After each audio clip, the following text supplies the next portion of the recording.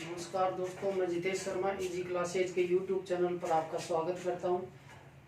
आज अपन नया chapter start कर रहे हैं, वर्क पावर एनर्जी यानी कार्य शक्ति और ऊर्जा। तो स्टार्ट करते हैं अपन कार्य। देखिए कार्य क्या होता है। तो कार्य यानी जैसे हम किसी बॉल को फेंकते हैं तो वो एक कार्य है, पर उसको अपन यूं डिफाइन नहीं करेंगे कार्य क्या होता है। देखिए कार्य को समझते हैं। देखिए अपने पास में ये m द्रव्यमान का कोई पत्थर है, m द्रव्यमान का, ठीक है। ये सरफेस है, सतह है,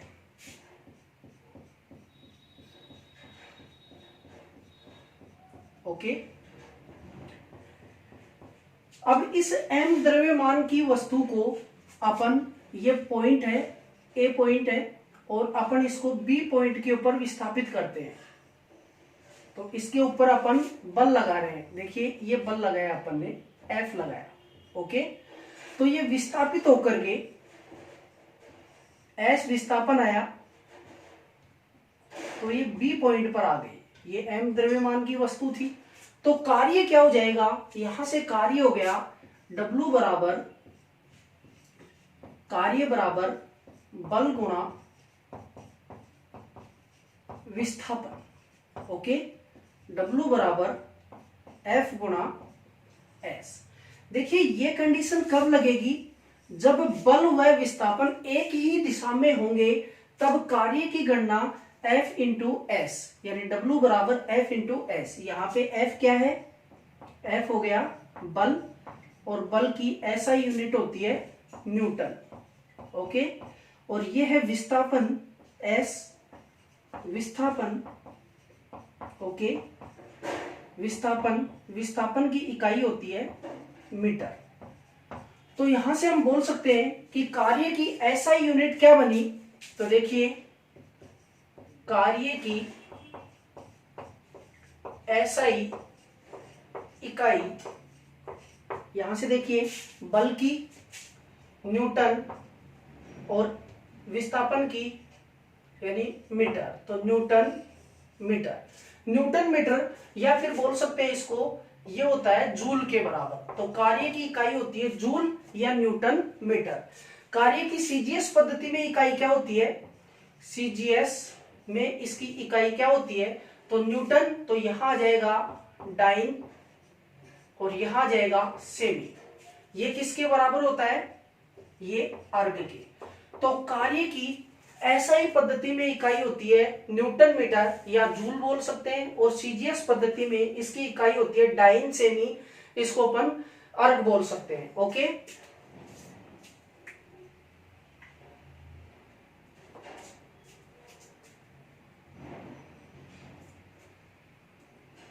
ठीक है।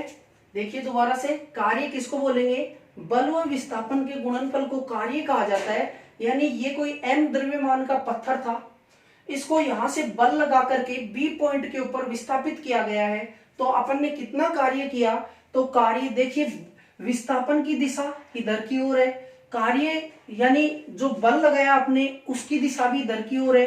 तो बल और विस्थापन यदि एक ही डायरेक्शन में, एक ही दिशा में होते हैं, तो जो कार्य होता है इसकी गणना करने का सूत्र होता है W इज इक्वल टू यानी force into displacement, okay.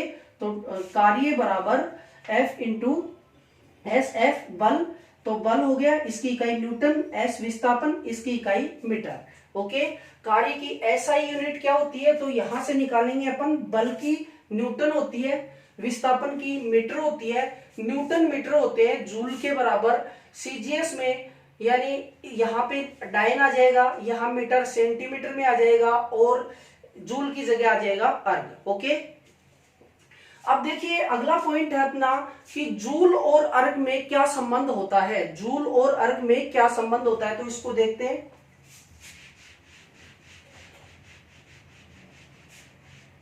Joule और अर्ग में संबंध यानी कितना जूल कितने अर्ग के बराबर होता है, ये देखते हैं। तो जूल व अर्ग में संबंध, एग्जाम के लिहाज से देखा जाए तो यहां से पूछता है कार्य की SI पद्धति में इकाई क्या होती है, तो जूल ये ऑप्शन नहीं मिले तो न्यूटन मीटर मिलेगा। सीजीएस में क्या इकाई होती है, तो डाइन सेमी या अर्ग मिलेगा। अब पूछेगा कि 1 जूल कितने अर्ग के बराबर होता है, ऑप्शन मिलेंगे आपको 10 की पावर 5, 10 की पावर 7, 10 की पावर 9, 10 की पावर 12। तो इसका राइट आंसर क्या होगा, तो इसका राइट आंसर होता है 1 जूल 10 की पावर 7 अर्ग के बराबर होता है। देखिए कैसे होता है, देखते हैं जूल और अर्ग में संबंध क्या होता है। तो देखते हैं यहां से, देखिए सीजीएस पद्धति में इसकी इकाई क्या होती है, यहां से देखिए नोट की हुई है डाइन सेमी बराबर क्या है, अर्ग। अब आपको पता होना चाहिए कि जो एक डाइन होता है ये कितने न्यूटन के बराबर होता है, एक डाइन कितने न्यूटन के बराबर होता है, तो एक डाइन होता है वो 10 की पावर -5 न्यूटन के बराबर होता है। तो मैं एक डाइन है यहाँ पे, तो यहाँ पे मैं न्यूटन में इसको रिप्रेजेंट करता हूं, तो क्या हो जाएगा 10 की पावर -5 न्यूटन। ओके, होता है ऐसा, एक डाइन 10 की पावर -5 न्यूटन के बराबर होता है।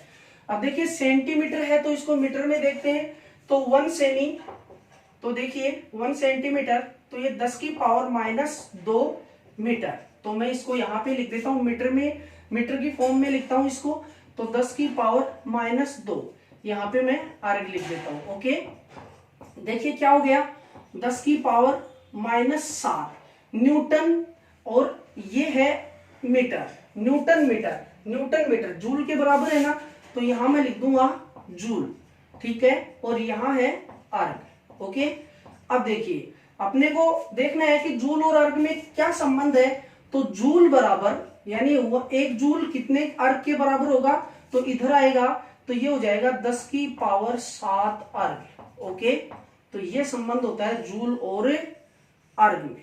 देखिए यहां तक समझ में आया अच्छे से।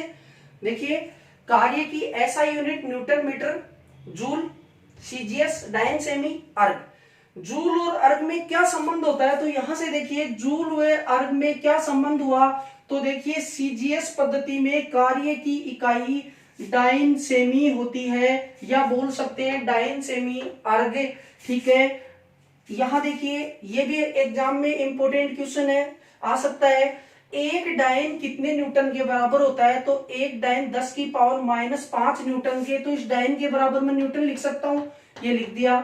इस सेंटीमीटर यानी या सेंटीमीटर, तो 1 मीटर में 100 सेंटीमीटर होते हैं, तो यहाँ 1 सेमी तो 10 की पावर -2 मीटर हो गए, यहाँ लिख दिया मैंने। अर्ग ऐसे कैसे, देखिए इनको जोड़ेंगे तो 10 की पावर 7, और newton metre, newton metre joule के बराबर है, इसके आगे मैंने न्यूटन मीटर देखा, जूल लिख दिया। अर्ग है ही जूल बराबर, तो ये इसके बट्टे में ऊपर जाएगा तो प्लस का 7 हो जाएगा, तो 10 की पावर 7 अर्ग होता है। ओके, नोट करें इसको यहां तक।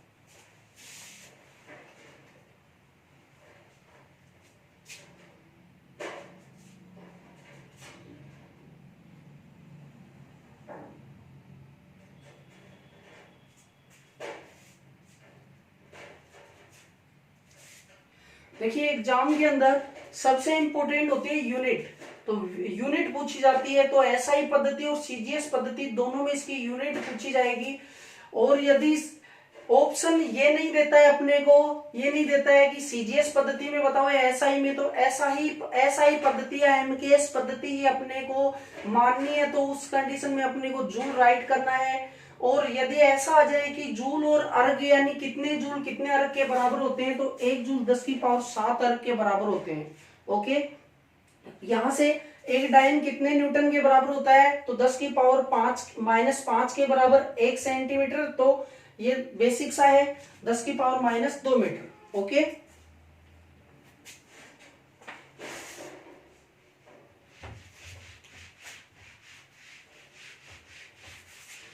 देखिए अगला पॉइंट आता है कि कार्य कैसी राशि है, अदिश है या सदिश है। अदिश और सदिश आपको और ज्यादा डिटेल में पढ़ाएंगे अदिश और सदिश वाले पॉइंट के अंदर। तो यानी एक बार अपन देखते हैं कार्य ऊर्जा एक कैसी राशियां हैं, तो कार्य है ये अदिश राशि है। ओके, ये अदिश राशि है। अदिश राशियां कौन सी होती हैं, जिनको प्रदर्शित करने के लिए यानी दिशा की आवश्यकता नहीं होती है, ठीक है, तो ये अदिश राशि हो गई, कार्य अदिश राशि है। अब देखते हैं, यानी रेलवे के अंदर विमाएं पूछी गई थी पिछले जो एग्जाम हुए हैं उनके अंदर, तो इसकी विमा क्या होगी? तो देखिए यहां से आपको 3 विमा क्लियर होती हैं, बला, घूर्ण की, कार्य की और ऊर्जा की। तो ये तीनों विमाएं आपकी क्लियर होती हैं। देखिए अभी यहां से नोट कर लेना, कार्य, ऊर्जा और बला, घूर्ण, तो इसकी विमा क्या होती है? विमा।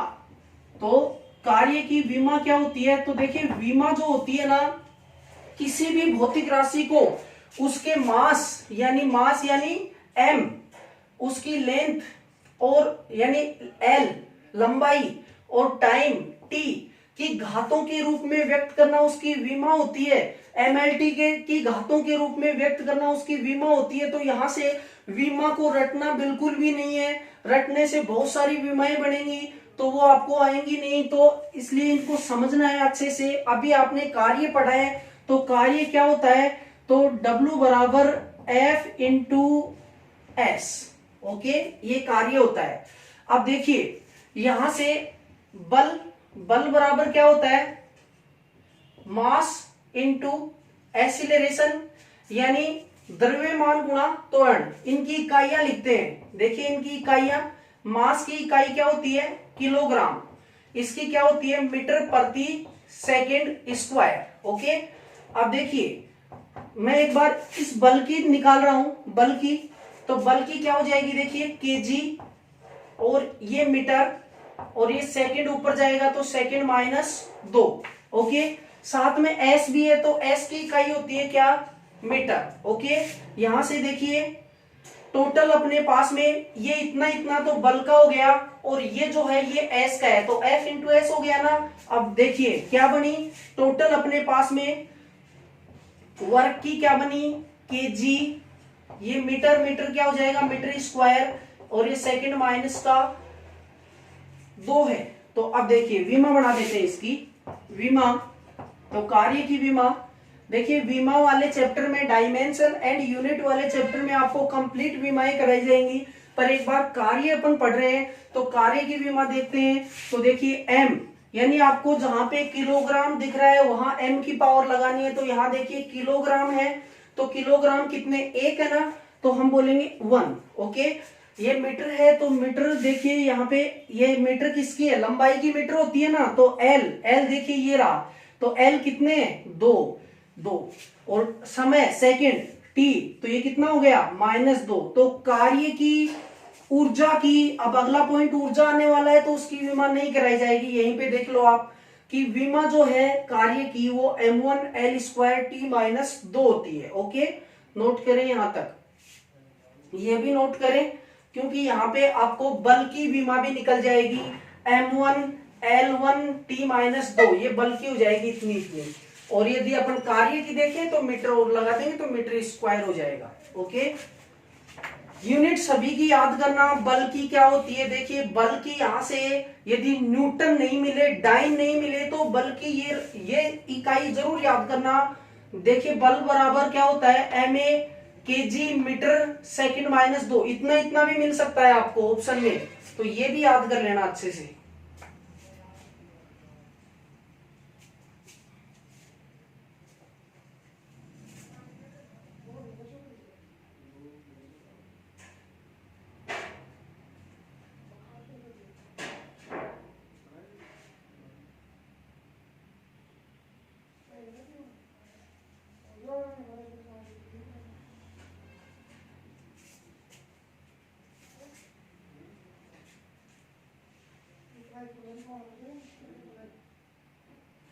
ओके, देखते हैं नेक्स्ट कार्य में ही।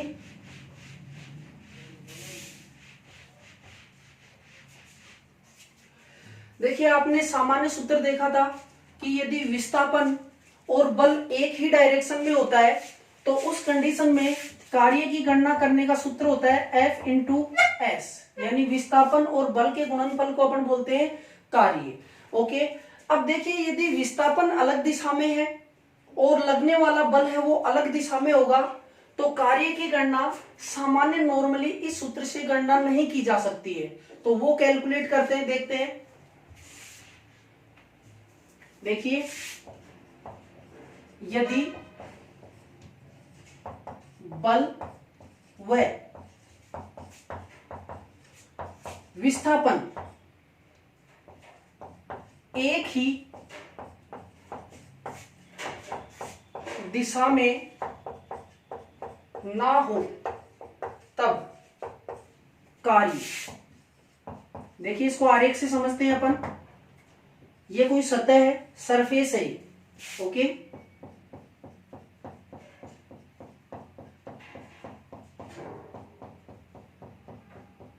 ठीक है, यहां पे ये 5 केजी द्रव्यमान का 5 केजी द्रव्यमान का कोई पत्थर रखा हुआ है, कोई ब्लॉक रखा हुआ है, ओके। अब देखिए यहां से, यानी इस पत्थर को ए पॉइंट से मैं बी पॉइंट पर विस्थापित कर रहा हूं। ये लो, देख लो, ये बी पॉइंट, ये 5 केजी का ही है, इसका द्रव्यमान है। अब यहां पे देखिए विस्थापन है, ये विस्थापन एस है, एस विस्थापन हो गया यहां तक। पर अब की बार जो फोर्स है वो इस दिशा में न लग करके फोर्स की डायरेक्शन ये है, इधर की ओर है। ठीक है, तो ये विस्थापन हो गया इधर की ओर, ये बल हो गया, तो इनके बीच कोण बनेगा थीटा, ओके। बीच का कोण बना थीटा। तो अब कार्य की गणना करते हैं, तो W बराबर F into S into cos theta, okay. F into S into cos theta, okay. तो यहां से ये जो कोस थीटा है ये क्या है, कोस थीटा W का पता है, कार्य है, इकाई जूल होती है, बल, ठीक है। बल जो अपन इस ब्लॉक को खिसकाने के लिए, इस पत्थर को खिसकाने के लिए इसके ऊपर बल आरोपित कर रहे हैं, तो ये बल हो गया। और ये विस्थापित हुआ, तो एक बिंदु से दूसरे बिंदु की न्यूनतम जो लंबाई होती है उसको विस्थापन बोलते हैं, और जो टोटल लंबाई होती है उसको दूरी बोलते हैं, जो अगले चैप्टर में अपन पढ़ने वाले हैं, विस्थापन और दूरी। तो उसमें पर एक बार बता रहा हूं आपको, ए और बी पॉइंट के मध्य की न्यूनतम दूरी जो होती है वो विस्थापन होती है, ठीक है। और दूरी और विस्थापन दोनों की इकाई मीटर होती है। तो यहां से यानी F बल हो गया, S विस्थापन, कोस थीटा क्या है, तो कोस थीटा है यानी angle between force and displacement. यानी हम बोल सकते हैं कि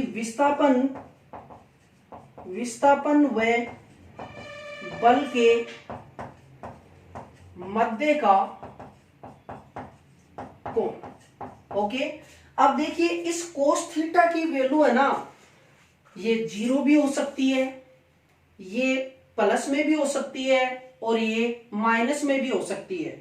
तो ये प्लस, माइनस और 0 कब हो सकती है, क्योंकि वर्क जो है ना वो डिपेंड इसी पे करेगा कि आपने यानी धनात्मक वर्क किया है, या आपने कोई काम नहीं किया है, या आपने यानी ऋणात्मक काम किया है, ये इसी पे डिपेंड करता है।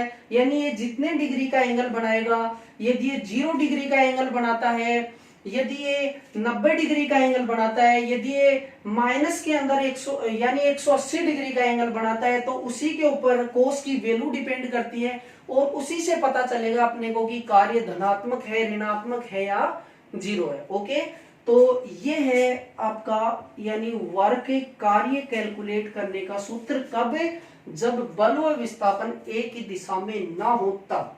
पहली वाली कंडीशन में आपने देखा कि विस्थापन भी इधर ही था और आपका बल भी इधर ही था, दोनों एक ही डायरेक्शन में थे, तो कोस थीटा की वैल्यू थी वो 0 थी, और कोस 0 का मान 1 होता है, ठीक है। तो उस कंडीशन में धनात्मक वर्क हुआ है। पर यदि ये 90 डिग्री हो जाए तो कोस 90 का मान होता है वो 0 होता है, और कोस 180 का मान होता है वो -1 होता है। तो यदि इनका एंगल यानी F और S का एंगल 180 डिग्री का बनेगा तो कार्य होगा वो ऋणात्मक होगा, 90 का बनेगा तो काम होगा वो आपका 0 होगा, और यदि 0 डिग्री का एंगल होगा तो काम आपका धनात्मक होगा। तो हम कह सकते हैं कि कोस थीटा की वैल्यू धनात्मक, ऋणात्मक और 0 हो सकती है। एग्जाम में यहां से क्वेश्चन भी आए हुए हैं रेलवे के अंदर, कि अब आपको क्वेश्चन करवाता हूं मैं, एक बार नोट करें यहां तक।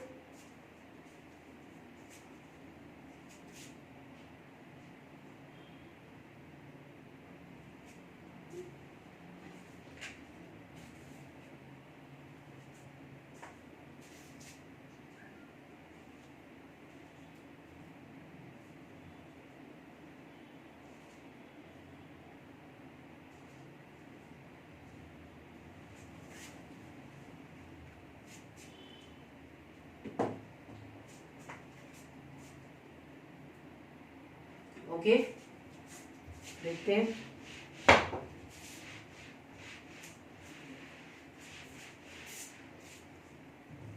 देखिए यहां से कोस थीटा का मान धनात्मक, ऋणात्मक व शून्य हो सकता है। ओके, और कार्य भी धनात्मक, ऋणात्मक व शून्य हो सकता है। अब वो कब होगा तो इसको अपन एक आरेख से समझते हैं। तो देखिए क्या है आरेख।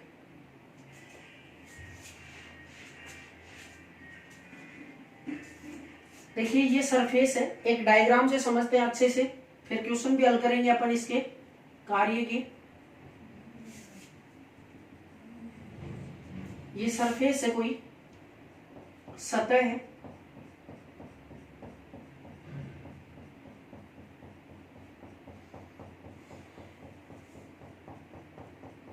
ओके।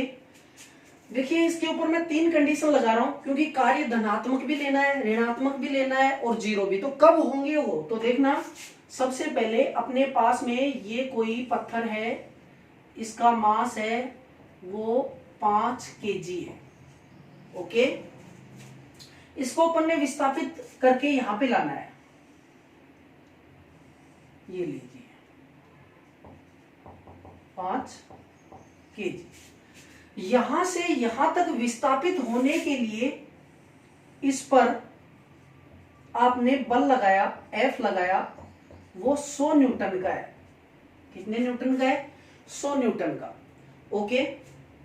अब देखिए इसके नीचे की ओर, भाई गुरुत्वीय बल के कारण से नीचे की ओर भी एक फोर्स लगता है, तो वो बल हो गया mg, वो मान लो 50 न्यूटन का लग रहा है, ओके। अब यहां से A बिंदु से और B बिंदु तक आने में यहां पे विस्थापन जो है ना, पहले विस्थापन था तो वही विस्थापन S है, वो मान लो 2 मीटर का है। तो ये विस्थापन हो गया। इस ब्लॉक को, इस पत्थर को A बिंदु से B बिंदु तक पहुंचने में विस्थापन आया वो 2 मीटर का। यहां से बल लग रहा है इस डायरेक्शन में, सेम डायरेक्शन में, तो F है वो 100 न्यूटन का। साथ ही इस ब्लॉक के ऊपर नीचे की ओर भी एक फोर्स लगता है वो 50 न्यूटन का। साथ में इसको अपन यूं इधर की ओर खिसकाते हैं ना, तो एक घर्षण बल भी लगता है, और वो घर्षण बल मान लो कि वो लग रहा है आपका, फ्रिक्शन लग रहा है, वो लग रहा है 10 न्यूटन का। ये सिचुएशन है अपने सामने। यहाँ पे अपन धनात्मक भी ले लेंगे, यहाँ पे जीरो भी ले लेंगे, और यहाँ पे ऋणात्मक भी ले लेंगे। देखिए ये F ही है, यहाँ पे ये फ्रिक्शन फोर्स लग रहा है। इसको इधर कोई भी वस्तु खिसकाएंगे तो अपोजिट के अंदर भी एक बल लगता है ना, तो वो है ये नीचे की ओर ये गुरुत्वीय बल लगता है, और ये सेम डायरेक्शन के अंदर। अभी आपको मैंने बल यानी कार्य बताया था, तो कार्य देखिए यहां से अपन कैलकुलेट करते हैं। क्वेश्चन है अपने पास में, 3 क्वेश्चन है यहाँ से, धनात्मक कब हुआ, ऋणात्मक कब हुआ और जीरो कब हुआ कार्य। तो देखिए कोस के ऊपर डिपेंड करेगा ये। तो अपना पहला जो एग्जांपल है, पहला क्वेश्चन है वो ये है, 100 न्यूटन बल द्वारा किया गया कार्य क्या होगा, कार्य क्या होगा। क्वेश्चन यहां से दूसरा देखते हैं अपन, 50 न्यूटन द्वारा, यहां इसने कितना काम किया, यानी ये जो 5 kg का पत्थर है, इसको यहां से यहां लाने के अंदर 100 न्यूटन का बल लगाया, कितना काम हुआ, ठीक है। यहां से देखते हैं 50 न्यूटन बल द्वारा किया गया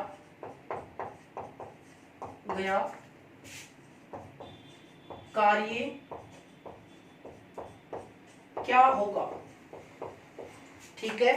और साथ में फ्रिक्शन लग रहा है इधर अपोजिट में, तो यहां से आप देख सकते हैं, मैंने पहले ही बोला था कोस थीटा क्या होता है, विस्थापन और बल के बीच का कोण होता है, तो यहां से देखिए इधर की ओर विस्थापन है, बल भी इधर ही है, दोनों सेम डायरेक्शन में होंगे, तो कोस थीटा की वैल्यू 0 होगी कि नहीं होगी। ठीक है, यहां से देखिए ये विस्थापन ये बल, तो ये एंगल 90 डिग्री का बनेगा कि नहीं बनेगा, ये 90 डिग्री बन गया, और इधर 180 का बनेगा। तो अब देखिए ये 2 क्वेश्चन हो गए, तीसरा क्वेश्चन है, आराम से निकाल सकते हैं, आपके पास में दोनों सूत्र मैं आपको बता चुका हूं। तो ये देखिए 10 न्यूटन बल द्वारा किया गया कार्य क्या होगा। ओके, चलो सोल्व करो इनको, बताओ इनके आंसर क्या होंगे। कौन से में धनात्मक कार्य हुआ, कौन से में ऋणात्मक हुआ, कौन से में 0 हुआ।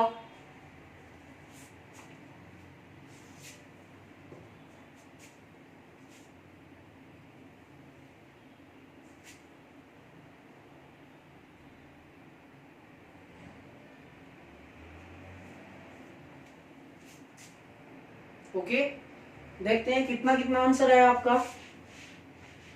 सबसे पहले मैं फर्स्ट का सॉल्यूशन करता हूं। 100 न्यूटन द्वारा किया गया कार्य क्या होगा। देखिए 100 न्यूटन एक ही डायरेक्शन में है, तो एक ही डायरेक्शन में हो तो सबसे पहले आपको मैंने कार्य का सूत्र बताया था वो लगेगा यहाँ पे। तो F बराबर W बराबर F इंटू एस, ओके, और इंटू कोस थीटा। सबसे पहले एक ही डायरेक्शन में, तो एक ही डायरेक्शन में 0 डिग्री का कोण बनेगा एस और एफ के बीच में। तो W बराबर बल कितना है 100, एस कितना है 2 मीटर है ना, 2, और कोस 0। ओके, कोस 0 की वैल्यू कितनी होती है 1, तो यहां से क्या हो जाएगा 100, 2 और यहां 1, तो कार्य हो गया 200 जूल। बताइए कार्य धनात्मक हुआ, ऋणात्मक हुआ या 0।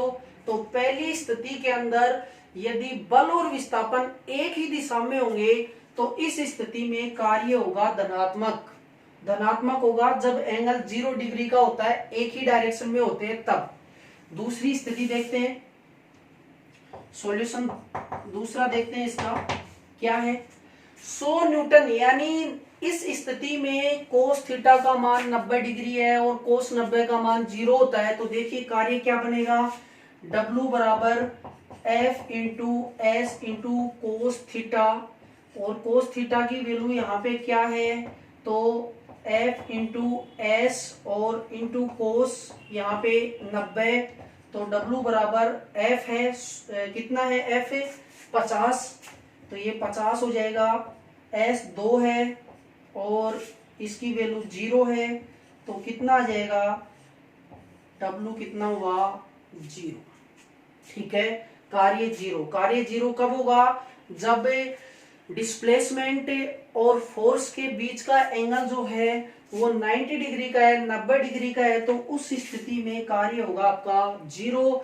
तो कार्य मैंने पहले ही बोला था, कार्य धनात्मक भी हो सकता है, ऋणात्मक भी हो सकता है और 0। तो धनात्मक और 0 हो चुके हैं।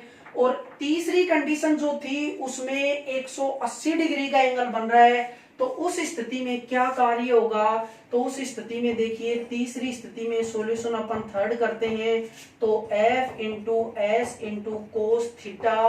तो ऐसी स्थिति में ये कितना है 10 न्यूटन का, S कितना है 2, और ये कोस 180, इसकी वैल्यू -1 हो जाती है, तो ये कितना हुआ -20 जूल। तो देखिए कार्य माइनस में भी आ गया, कार्य 0 भी हुआ और कार्य प्लस में भी। यदि देखिए कोई भी, ये मान लो अपने पास में डस्टर है, ये एक बिंदु के ऊपर है और इसको मैं इधर की ओर विस्थापित करना चाह रहा हूं, तो बल भी इधर ही लगाऊंगा, तो कार्य ऑटोमेटिकली धनात्मक हुआ कि नहीं हुआ। और एक देखिए ये वस्तु है ए बिंदु पे रखी हुई है, मेरे को विस्थापित इधर करना है और मैं इसके ऊपर फोर्स नीचे की ओर लगाऊंगा, तो ये न आगे जाएगी न पीछे, वहीं की वहीं रहेगी, तो ये कार्य क्या हो गया आपका, जीरो हो गया। और यदि मेरे को विस्थापित इधर करना है, बल इधर लगा रहा हूं, तो कार्य होगा वो ऋणात्मक में जाएगा, तो कार्य धनात्मक, ऋणात्मक और जीरो हो सकता है, जो कि इस एग्जांपल से अपन समझ सकते हैं। ठीक है, तो नोट करें इसको।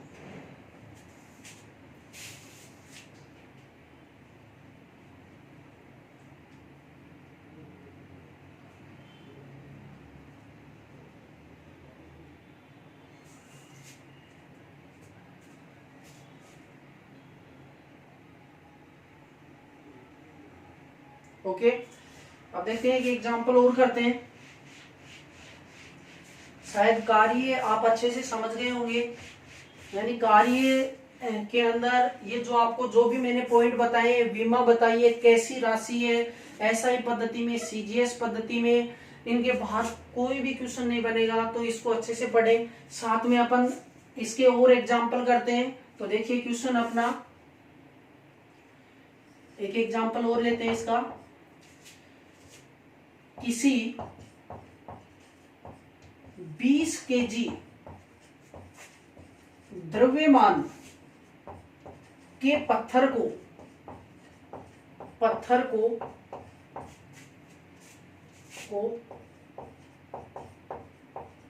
खिसकाने के लिए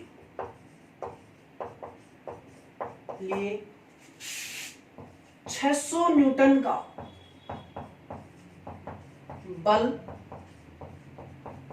लगाया जाता है, तब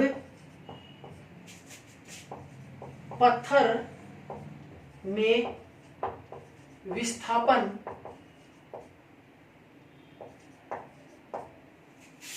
शून्य रहता है। शून्य रहता है। मान लो कि ये सामने पत्थर है, इसको अपन खिसका रहे हैं आगे, तो इसके ऊपर 600 न्यूटन का बल लगा दिया, परंतु ये पत्थर खिसक नहीं रहा है, तो विस्थापन क्या हुआ, शून्य। ठीक है, तब किया गया कार्य क्या होगा, ये क्वेश्चन है अपना। तो इसको सोल्व करते हैं। देखिए W बराबर F इंटू एस। ठीक है, एंगल दे नहीं रखा है यहाँ पे, और यदि एंगल दे भी तो यानी कोस 0 होगा, यानी जिसकी वैल्यू 1 होगी, 1 को मल्टीप्लाई करेंगे तो वही संख्या आएगी, क्योंकि एक ही डायरेक्शन में लग रहे हैं ये। ठीक है, तो F इंटू एस, बल कितना लग रहा है 600 न्यूटन का, और S कितना है 0, तो W कितना हो जाएगा 0। यानी आपने कोई काम नहीं किया, क्योंकि विस्थापन आपका शून्य आया है। ओके,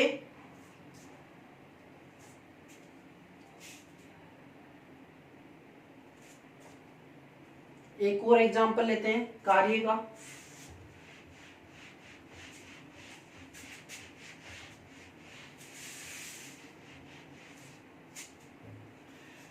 ठीक है, देखिए दूसरा एग्जांपल लेते हैं यहां से। देखिए, जब किसी पत्थर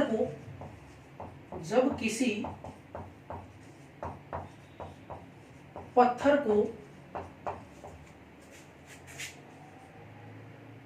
2 मंजिल इमारत से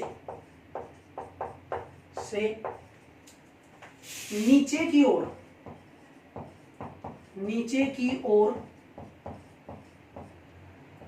गिराया जाता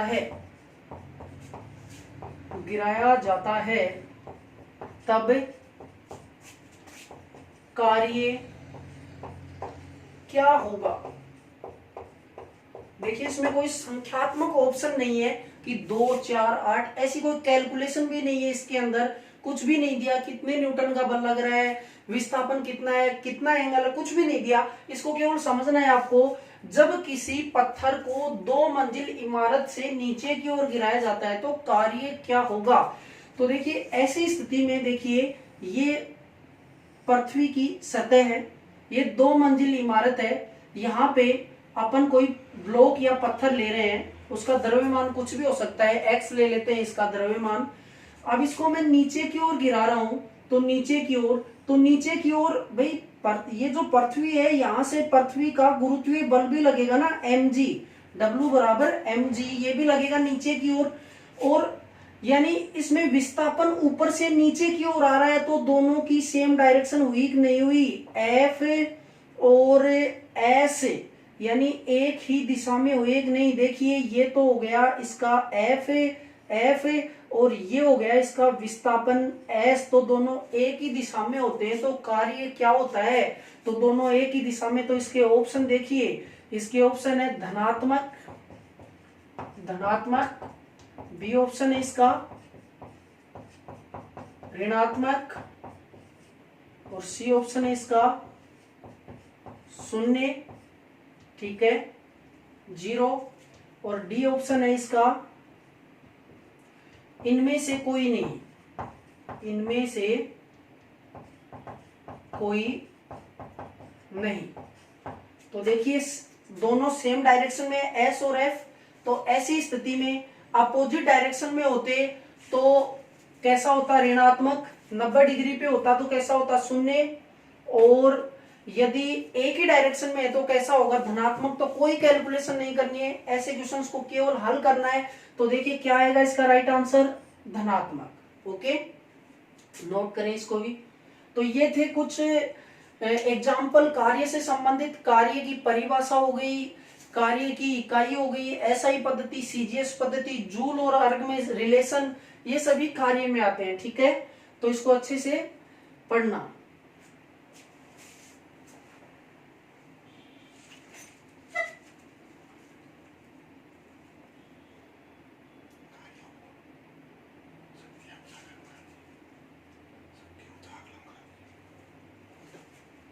और अब अगला जो पॉइंट आएगा आपका, वो आएगा ऊर्जा और शक्ति और आघूर्ण, जो अगली क्लास में अपन देखेंगे।